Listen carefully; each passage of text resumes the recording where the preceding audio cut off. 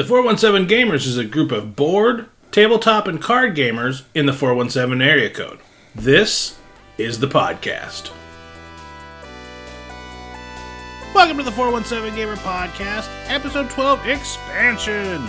In the 4, Andrea and I discuss 4 games that we enjoyed in the month of August. Then, in the One Topic of the Week, we discuss with Christopher James from the Branson Board Game Cafe, Dine.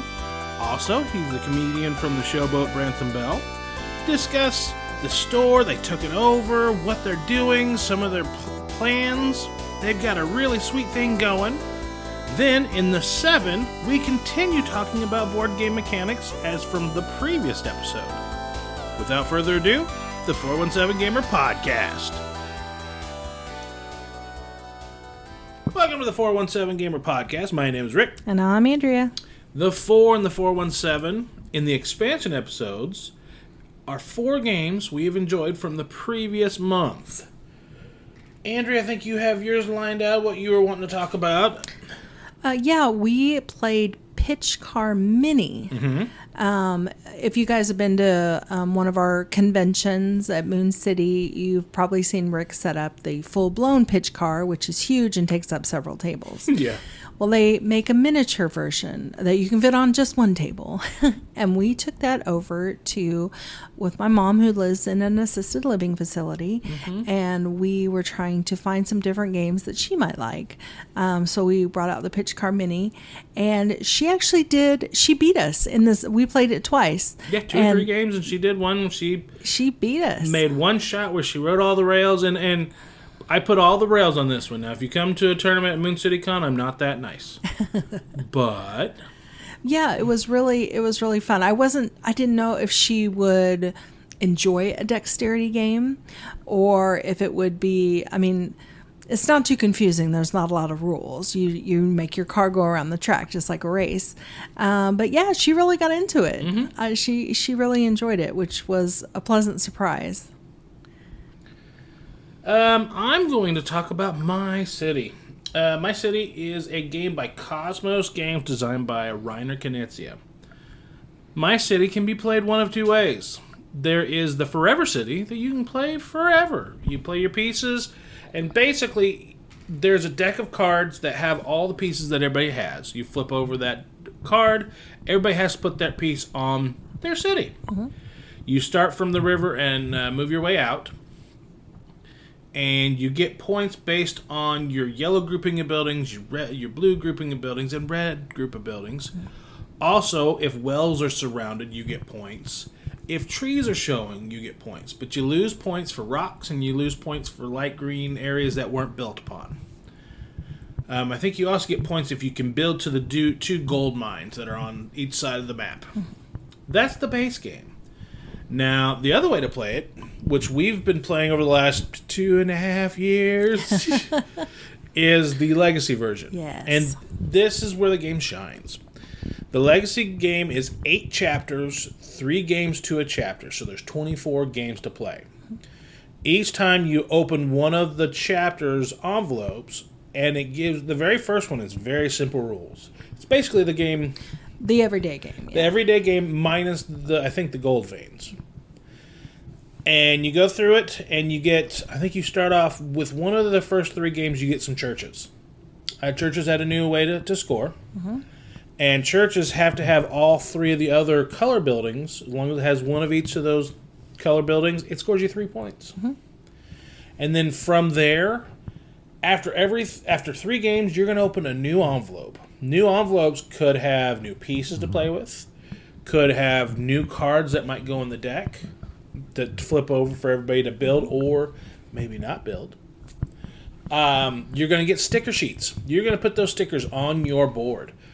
And some of the stickers, everybody will have to put in the same spot, but a lot of the times, you're going to have a choice of where you're going to put these stickers. So, My City...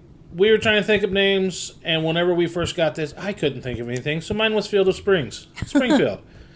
And what was yours, Andrea? Pokentown? Pokentown. For Pokemon. Yeah. Alan's was Dagobah, and Sarah's was Weimerville for her Weimariners that she loves. we played during pandemic. We played because we stayed away from most people except for Alan and Sarah were our gamers. Mm-hmm. So we gamed with them about once a month. Yeah. Made sure everybody was safe, vaccinated. Mm-hmm. From our, that's what we believed. Yeah. And just kept with our circle. Right. And it was fun because there are so many chapters. Like he was saying, the envelopes have each chapter. And we would play 1 or 2 rounds, 1 or 2 chapters, and then we would stop and play another game. Mm-hmm. We just, not so we didn't get burnt out on it. Right. And we definitely did it because then we had quite a long stretch where we didn't play it. Not on purpose, but we forgot to take it with us, or we couldn't get together, or kind of we wanted to play something else. Because we were getting towards the end, and then we didn't want it to end. We didn't want to stop. We're like, Sarah's oh no, like, I don't want this to end. Yeah. And not this previous Christmas, but the Christmas previous to that. We got them another Legacy game as a Christmas present going, hey, we can start on this afterwards. And then we didn't play it for another year. And we finally finished it up this year. Yeah. Fantastic If you guys decide to play the Legacy version, it does not take 2 years to finish. No. You honestly, if you want to just plow through it, you could probably plow through it over a weekend. Yeah, I was going to say a long weekend you could do it. But at the same time, if you're a married couple and you have another married couple friends, maybe one person has his own or her own couple, but you guys go out to dinner. It's a game where you can come back, play a round or two, mm-hmm. and then wait for the next month. Yeah. The rules aren't terribly hard, but you do need somebody that's going to read the rules. Because they do change. They do. Once you might be laying train tracks or a gold mine. Shh. I've said too much. Spoilers. You may or may not be doing those things, but like I said, you're going to put stickers on your board. At the end of the game, everybody's board's going to look different-ish. Some people are going to have more trees. Some people are going to have more rocks. Mm-hmm. As Andrea said, maybe you might have a gold mine you've put somewhere. Maybe not. You don't know.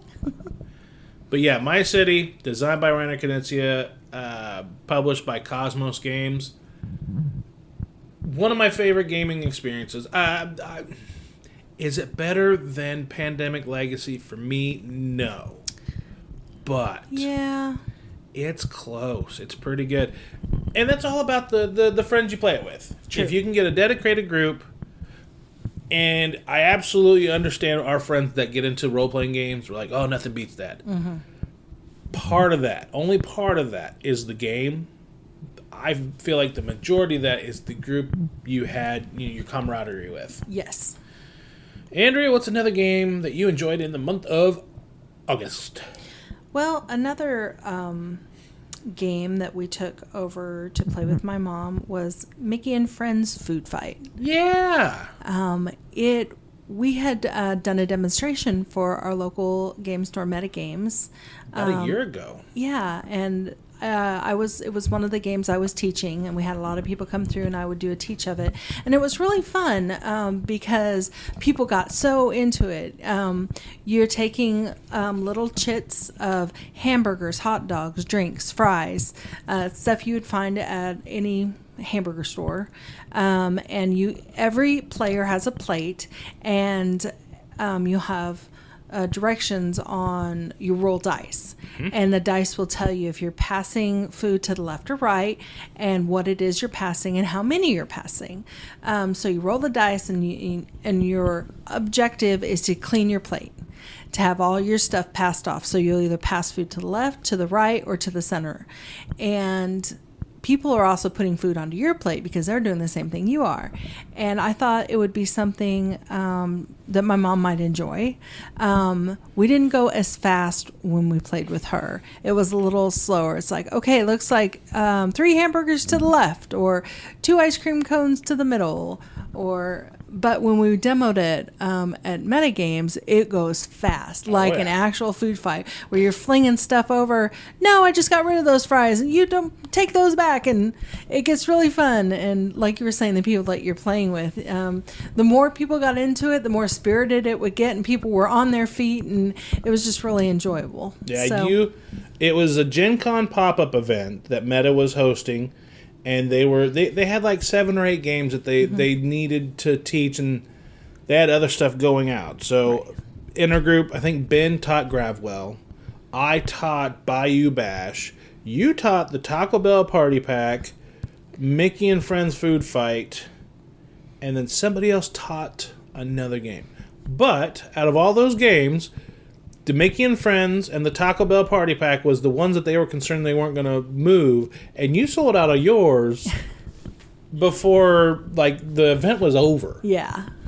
To the point where people were asking, when are you guys going to get more of these? Right. So they had to look and find out if they could get more of the game that they wasn't sure they were going to be able to move.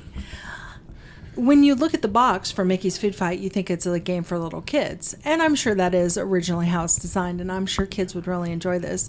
But the group that I taught that had the most fun, college kids. Yeah. They were flinging food everywhere. There was fries flying around. It was great. We had a great time. And on those real-time games when everybody's laughing and having a good time, that sells. It just does. Yeah. What else did I have on there? Was it Meadow? Yes. So the other game we played, and actually I played twice. You did. Meadow. Meadow is by Rebel Games. I don't remember who the designer is. I will search through my phone and try and find it while I discuss some things.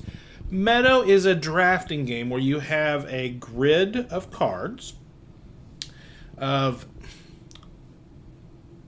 habitats, animals, and insects and whatnots. And then kind of location cards. Habitats are where the animals live in your meadow. Mm-hmm.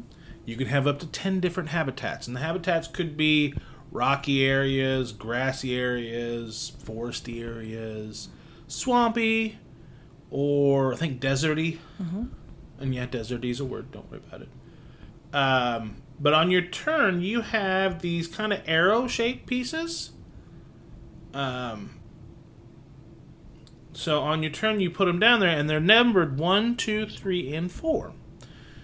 And whenever you put your arrow point, that tells you how many cards across or up or down on this grid that you're going to try and take one of the cards. And your objective is to, some of the cards have points on them and some don't. But you need the smaller level cards like the insects and the grasslands to build up to, because it's a food chain basically is what you're building. You need the insects and then the flowers. You need the insects to pollinate the flowers, and then the birds come to the flowers, and then the trees, and then the predators. And you're building up a little ecosystem in each line of cards that you have. And each card has a requirement on it of what they need before you can play it or take it. Like some bird might want a caterpillar. But you need, once you get to the bigger birds or the bigger, let's say, mammals, they want bigger things too.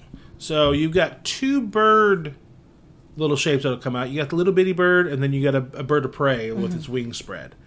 The bird of prey with its wings spread generally wants bigger food. Yeah. So you need like some frogs or some mice or some little birds.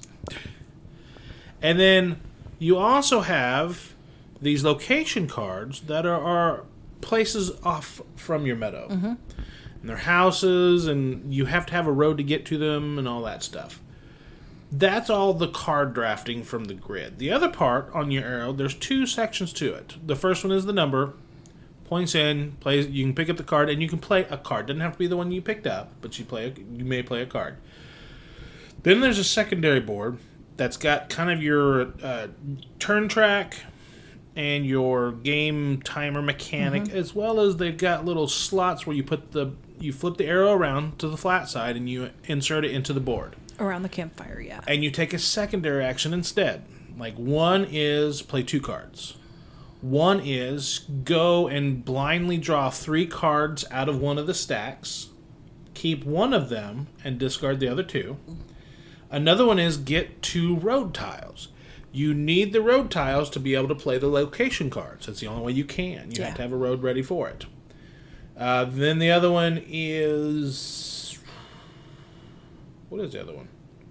Oh, grab any one card off of the grid. Yeah. But each one of those, besides the play 2 cards, do not allow you to play cards. They're only allow you to take that secondary action. But the other reason why you might take that, on that board, there are some bonus tokens on the board. And it's symbology that you need to have within your meadow. And it might be like fungi. It might be bird of prey. It might be a wolf head, which is a large predator. It could be a house. Mm-hmm.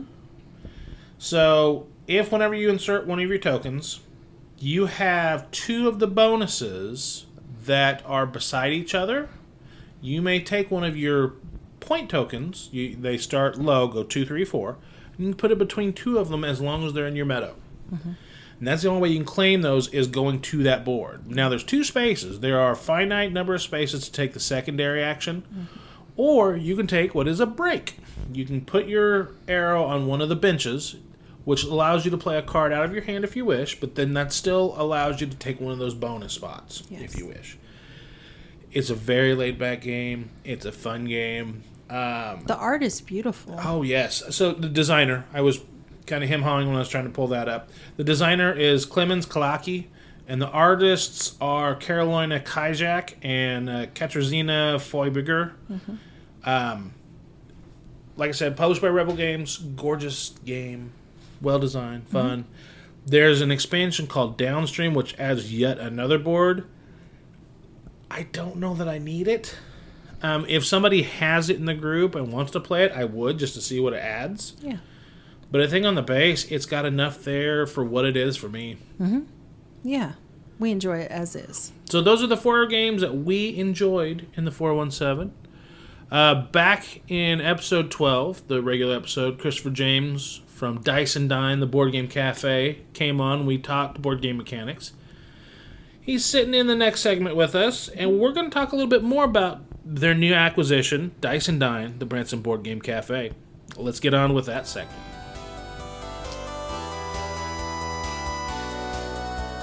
The expansion episode, we're also going to do a one topic again. We are bringing back one of the segments we used to do on the video before the pandemic took everything away. The Friendly 417, we talked to friendly local game stores and game cafes in the 417. Chris, thanks for joining us for the expansion. Thank you. You have a store. What is your store name? It is Dice and Dine, the Branson Board Game Cafe. Where are you located? We're in Branson, of all places, yeah. We're at right downtown, in historic downtown Branson, at the busiest intersection in our entire town. Yes. Like, honestly, it is. It's What's great. the address? 103 South Business 65. So if people go to the landing, usually people can't find South Business 65. But if you're downtown, you can't miss us. We're right on the corner. The whole store's decorated outside with board game pieces and so on. So. And most people know where the Dick's 5 and 10 is. Mm-hmm. Walk out, take a right, and go to the very next intersection. They're right on the corner. There you go.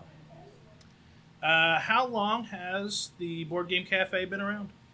The cafe itself's been around for about 4.5 years now. So they've been here a while, which is still surprising because people come in, even locals, and didn't know we existed. So, but we're trying to change that with a lot of social media and stuff. We still get people just yesterday coming in saying we drive by here all the time. We didn't know what it was. Yeah. And so we're trying to change that. Absolutely. Where did the store name come from? Well, actually, my kids helped with that. Nice. They came up. We wanted to come up with something that conveyed that we had food, because a lot of people didn't know we have a kitchen here to make all kinds of food. And so we wanted to convey that as well as the board game aspect of it. So the Board Game Cafe name, a lot of people didn't know what that was. Like, what is a board game cafe?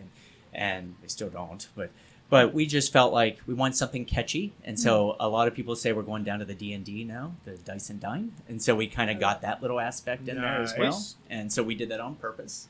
But we shopped around a lot of names before we came up with it. And I think you're the only one within a 1 or 2 hour drive that has an open kitchen with your Board Game Cafe. How many staff members do you have? That fluctuates. We have, right now, we have 6 regular employees, but we have somebody that runs our trivia night. So they're our trivia master. And we have some people that come in and will teach games on certain days. And last week we just expanded and we added another part of our building, which is just dedicated to 3D printing. So we're just 3D printing figures, we're printing inserts, all of that. So we're hiring somebody just to handle doing that. So. Products. Board games have new releases. If somebody wanted to see the newest, greatest game coming into the cafe, is there a good day to check that out? Yeah, that would be every day. Every day, we're basically adding something. Almost every single day, we're adding something. We try to space it out a little bit. Retail as well. You know, we have 700 and some games in retail now. We just did an inventory, so I know that one. And every time we order to restock, we order in 2 or 3 new games for the library. So generally, we're adding 3 to 4 new games a week. Wow. At this point, for people to play. Nice. Yeah, which means more games for me to learn. Yeah. Yeah, we try to learn a new game every 3 days, 3 to 4 days, and we figured out the math. And without growth, it's going to take us about 17 years to learn all the games. So we're on our way. There you go. What are your hottest selling games right now? Well, probably our hottest selling games, by far, I would say, is Star Wars deck building. I can't keep that in. No matter what, I can't keep that in. Mountain Goats is always up there. Hues and Cues, which is one of our most popular ones. One of your favorites. Such a lovely game. I just don't get it. I don't get it. But all the Ticket to Rides are really popular. It really depends. It's really odd because we get people that come in and we sold out of Heat immediately, Yes. you know. And then couldn't get it. Yeah. And I forget what we have coming back in. Oh, Ready, Set, Bet. It was another one, and we have a new shipment coming in next week of all those. And the other one that's our big favorite are all of the landmarks and the trekking games. Yeah. Mm-hmm. We have Trekking Through Time that we really, really like. Mm-hmm. Yeah. I like Trekking the World is fun because there's airports, and so you can travel between the airports. Nice. Yeah, it's kind of neat. But all the trekking games are really popular. Yeah. What gaming products do you offer besides just games? Well, we have all of the playmats. We have the dice trays, dice. We are starting to do all the different sleeves. And now with the 3D printing, we're going through the most popular games and printing the accessories for them and trays. So we'll have them hanging with each of the games then. And if we're out of it, come back the next day. We'll have a printed And set. sometimes just little chit trays. Mm-hmm. Those are so nice to have onto the side because when you pop out one of the games we've talked about, viticulture, you get the little dice beads. Trying to put those somewhere to try and pick them up because when the flat side gets on a slick table, they are a booger to try and pick up. Yeah, we have an entire bin out here where you can take any shape you want and use those as well. So. Nice. Outside of board gaming products, what other items do you have for sale? Well, we do our T-shirts are popular, but our menu, we have people that just come in to eat because they like the names of our sandwiches. You know, we have some unique ones. And the dining experience around lunchtime during the week, we are so busy with DoorDash and all that with the food. Nice. So Very people come in for all that. Yeah. And then we get into gaming. Your open game space, is there any cover charge? There is. It's $5 at our cafe to play all day. And if you come in an hour before we're going to close, you get to come in the next day free. So we do that. We have special days where if you wear a tropical shirt on a certain day, you get in free. If you wear one of our shirts, you get in free. And you get some drinks and stuff to go with it. So if somebody buys one of our shirts, there's rewards. We reward people for all their actions. That's great. But it's $5 to play all day as much as you want. You can come and go, too. We stamp you for it. So I usually have this question geared towards a game store because most of them do more than just board games. But you're a board game cafe. What are your specialty days? Wow, we have a specialty day every day. Yeah. So, for example, Mondays, we have kids get in free all day. It's our family day. We're trying to foster a new hobby for families, so we really, really push family day, kids day. Let's see, Wednesday's our senior day. Seniors get in free, and we have groups that come in and just hang out, play games. It's also our Wine Wednesdays, which they like as well. Let's see, Fridays is our meet and play, so we have people that come in on Fridays and just to play with new games and new players. And we even have little cards that you put on the table that say players wanted. Or one of my favorite things is on that day you can put out a game, and on top of it we put a tag that says teacher wanted. So if anybody comes in and knows how to teach it. Saturdays is our date night. And boy, we just have everything. Thursdays are trivia nights. Yeah, so every day of the week. That's a new one you guys added. We did. And we're starting to have specialty ones. We have a Harry Potter one coming out. Ooh, so that'll be we may have to come down for yeah, that. we're going to have Star Wars, all those. So. Yeah. Visibility, are you guys on social media? Oh, yeah. Yeah, and that's if our so, big where? thing. Instagram is big for us at Branson Board Game Cafe, Dice and Dine. Also, Facebook, YouTube. We're on everything. That's our thing. Social media is my thing. I've been on it forever. So. And do you have an online game store? We don't. Okay. We don't sell online. We like to get to know our players. We don't call them customers. We call them our players. Absolutely. And so we want to get to know them and find the right games for them. And just selling online is just not for us. So we want to be more personable. Yeah. A couple of your favorite board games. My favorites. I really like Planet Unknown. And that is huge for us. My daughter is vicious at that game. My 11-year-old. I like that. I like Space Base, Horrified, Mini Golf, Designer. Bad Company is really fun for all of us. But and then some of the simple ones, Shobu. I play Shobu and the game and the new The Mind. And then Boop. Boop is kind of in that line. I just started playing that. Yeah. I had not played. I thought I don't want to play same on company, a Smirk quilt. and Dagger. Mm-hmm. He's wanting some of those. Kurt Covert usually goes to the Geek Way of the West. I get to talk to him. He's the owner of Smirk and Laughter, Smirk and Dagger. And he said Shobu, he got it. He's like, I really didn't have a space for it because before at Smirk and Dagger, he and his friends really like those mean attacky games. So that's Cutthroat Caverns, that's like Evil School, and something else. And he's like, he was getting these offers from these games that are really good.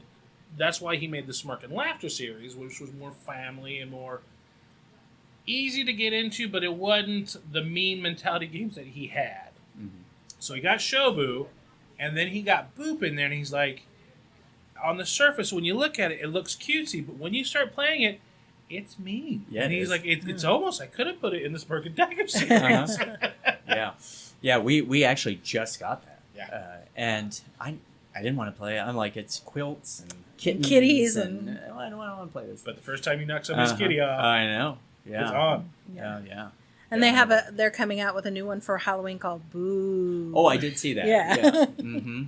Mm-hmm. So for the previous episode and this episode, and not just games, what are some of your favorite mechanics to play games with? Worker placement, of course. And I'm starting to get into the cooperative thing. We're not usually cooperative in our family. Yeah. So starting to really get into that. So Nice. we enjoy that because it's relaxing for us. But, Yeah. mm-hmm. Yeah, those are probably two of my favorite ones. What got you into board gaming? Well, my wife bugging me all the time Hey. to play board games with her friends. And we have a running joke because she kept buying board games. We put a room aside at our house that was just shelves with board games. And so then the cafe here came up for sale, and my kids had done commercials for them. Or we did an intro video. My kids had a television show, and we were the first people here before they ever opened and featured it. And we just live up the street. So when it went up for sale, we came in, we talked to them, we decided to buy it. And my joke is I bought it so we could get all the games out of my house. And so my wife would stop bugging me about having game night. How'd that work? It worked just beautifully. There's no more games in your house? No, we take. Wow. Yeah, I don't have a single one there now. That wouldn't work for us. No. Yeah, but on the other hand, now I find myself sitting at the cafe when we're closed because she decides we need to play a game. But yeah, now I have a place to keep every single board game. And so the joke with my friends was my wife kept bugging me to get board games, and so I bought her every board game. You kind of did. I kind of did. Yeah, we have over 2,100 games in here now. Wow, between that's the amazing. library and yeah. Very And we're cool. starting game buyback as well. So we're starting to buy them back from people and resell them Yeah. and that. Very so cool. yeah, so people can cycle through and find some new things. Chris, thank you very much. We'd like to hold you over one more time so we can discuss some more game mechanics. Okay, let's do it. All right, we'll get on to the next segment. You're listening to the 417Gamer podcast. We'd like to thank Christopher James from the Branson Board Game Cafe, Dice and Dine, for coming on. If you're in the Branson area, what better place to visit than a place for $5? You have thousands of games at your disposal. You have a great staff wanting to teach you games. And you've got some good eats right there that you can have while you're playing your games. Go down, visit Dice and Dine, the Branson Board Game Cafe. Now, on to the 7. Looking at the expansion, we are once again talking about board game mechanics. We are with Chris from the Board Game Cafe. Hello. Hello. Thanks for having me. Yeah. Thanks for coming on.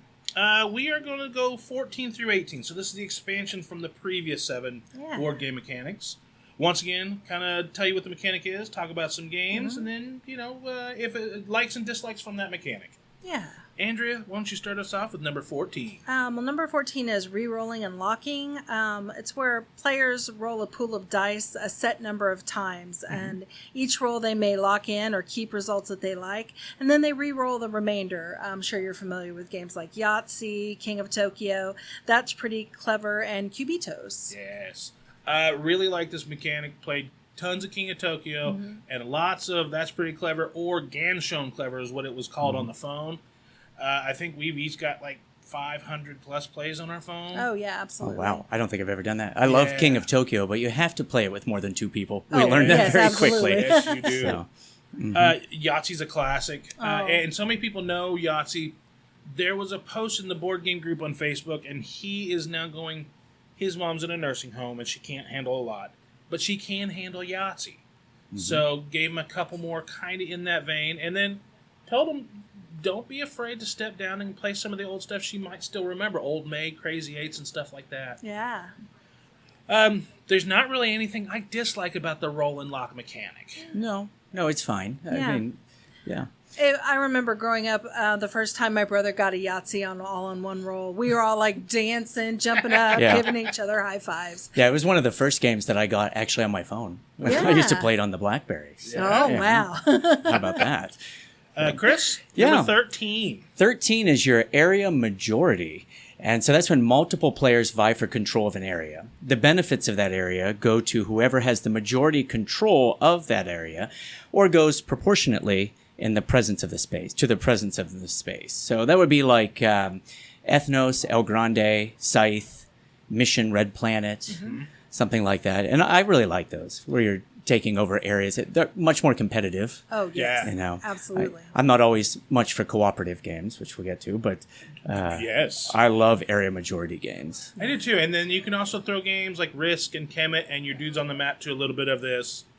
I threw Ethnos in there because it's definitely one of those, especially when you're playing with the full 6 complement, where you flip over your scoring tiles on there, and it can offer a first, second, and third place based on presence in there. But no, area majority is fun, but yes, it is very much player conflict. Yeah, we see that here at the cafe. We see people take it very, very seriously. So that's always fun. Yeah, that is one. That's the only thing. Area majority and area influence, I would say know your audience. If you have people that have underlying little tensions, you do you. You might steer clear, or you might just go ahead and see where that goes. Good luck. Number 12 is action bidding. These games require a player to make a bid on items in the game. These items allow the player to get resources, take future actions, improve their position, and potentially more. The auctions take place with players making increasing bids on an item that they want until all players have passed except for the highest bidder. That player is then the winner of the bid, gains the item, and their money goes back sometimes to the pool and sometimes to the players. These games can include Power Grid, 5 Tribes, Raw, Cyclades, and For Sale.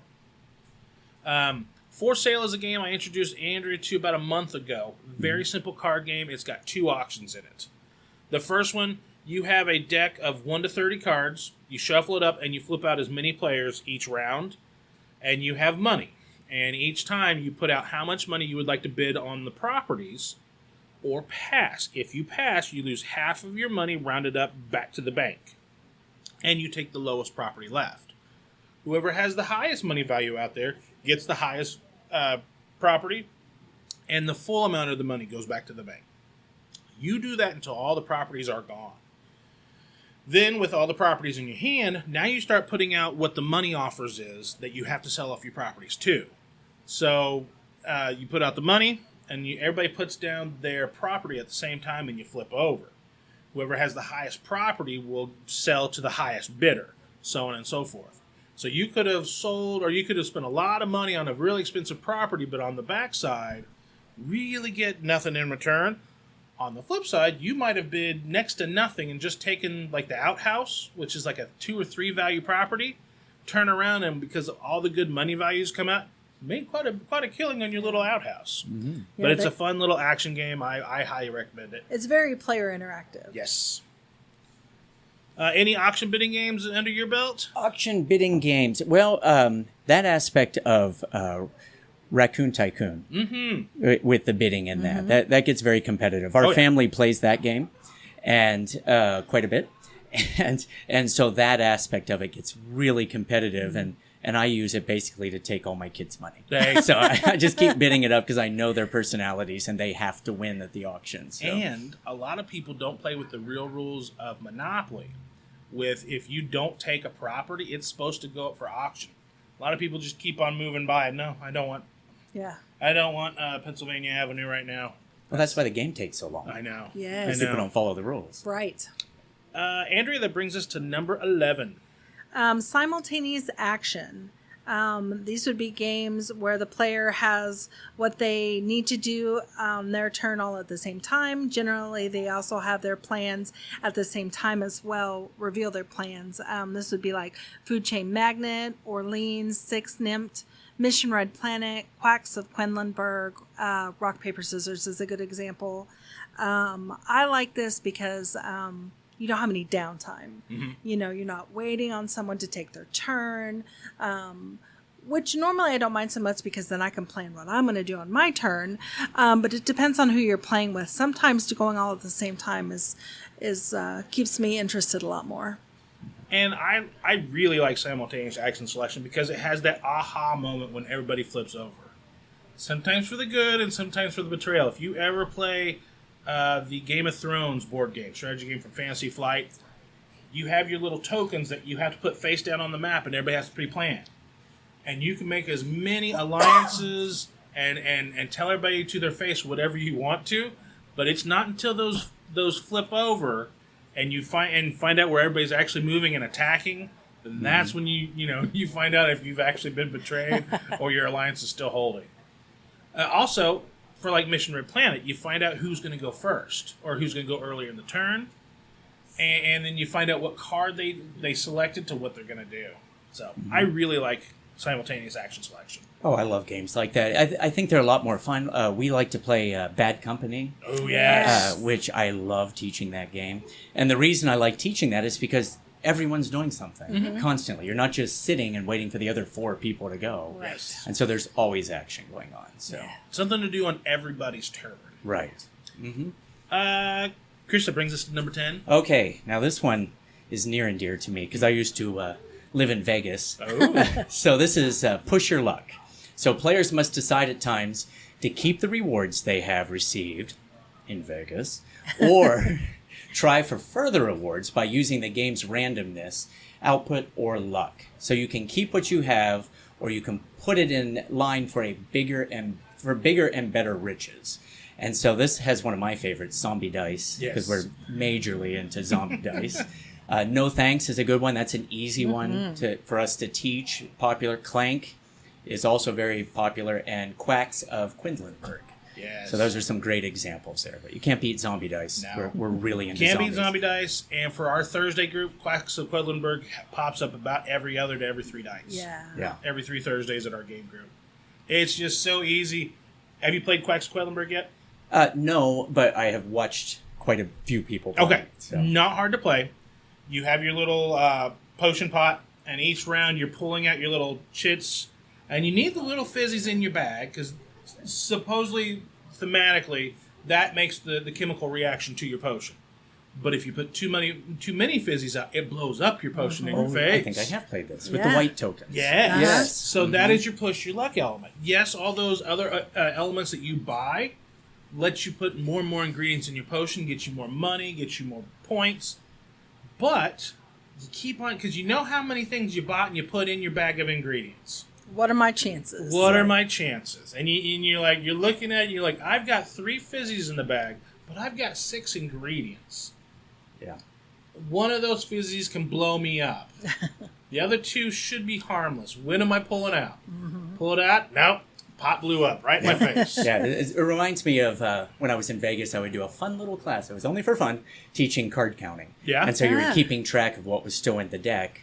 And so it's kind of the same thing. Right. You know, just have to, I'm really good at memorizing things. Yeah. So memorizing what's left in the bag and just keeping track of it. If you're good at memory, one of the new games that came out at Gen Con, one of our friends brought it back, it's called That's Not a Hat.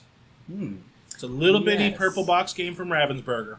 And this is not Push Your Luck. But it's the memory aspect. Everybody starts off and you get presents from people. But as soon as you get the present, it goes face down. And then once the second one enters in, it pushes your present to the next person, and you have to tell them what it is. And then they can either accept that what you told them that present is true, or they can call your bluff and say, that's not what that is. You flip it over and find out who is correct. Mm-hmm. Mm-hmm. So that one can get muddled pretty quick. Yeah. Especially after a couple people mess up, and now each time somebody messes up, a new card comes out. Because the card that gets flipped over is going to become a point for whoever got it right out of that argument. Sounds like cockroach poacher. A little bit of cockroach poker. Poker. Let's see, number 9, multi-use cards. I really like this one. The name is what it sounds like. In these games, cards can be used for a variety of uses and actions. They may be used as a collected resource, used to play as an action, or even further build your tableau. Games in this area include Bruges, Oh My Goods, Fantastic Factories, and Glory to Rome. Oh My Goods is by Alexander Pfister. He is the gentleman that designed Great Western Trail, Maracaibo, several games. But Oh My Goods is a little card game, and it's very deep for that little card game. Whenever you have your hand of cards, they could potentially be built as a building to build your resources. They could be stacked on top of the buildings as that resource if you've created it. Or they could be used for the little resource on the left-hand side. So they could be coal, they could be lumber, they could be cloth, they could be metals. And it's a choice of how you're going to use that card. Really love multi-use cards. Would beer and bread fall under that? Yes, it would. Yeah, because it's been a popular one here. Bruges is another one. Bruges on your card. Bruges is by Stefan Feld, and there's the new Queen series that has rethemed the game. I haven't played that one. I think it's Amsterdam, but I'm not positive. But in Bruges, your card can be used. You either discard it to get more workers. You can discard it to build a canal piece. If the card matches that color and you have the money, you can turn the card over, discard a worker of the same color to make a now house in your tableau. So now you can attract some of those cards to live there. If you have the money and a house for it, you can take that card and put it in a house if you have one available. Or you can discard it out for a color to get rid of one of your threat tokens. If you ever get 3 of the same type of threat tokens, they impact your area of Bruges. You can lose your money because you get raided. The flood could happen and kill your people. The rats can come by. And the fires can burn a good time. Yeah. That sounds fantastic. Yeah, the fires can come by, take one of your houses. So it's lovely, but it's a pick-me-up game. But that's multi-use cards. Andrea, the last one for this is number 8. So this would be networking or route building. These games utilize development of routes between either points or nodes. This is different from connection mechanic in that these routes perform some in-game effects beyond just scoring points. Examples would be Power Grid, Terra Mystica, Brass, and Barrage. Yes. So whenever you're connecting certain pieces, it gives you more power, and whenever you're doing... So whenever you're playing Terra Mystica, you're trying to create your chain of your villages to create the bigger village, so you can then put down the bigger buildings or found a city. Mm-hmm. But yeah, I like network building, and I put this down because I know in the first episode we talked about connections. Mm-hmm. The connections is more tied to the Ticket to Ride games. Mm-hmm. It is specifically there predominantly just to get points. Yeah.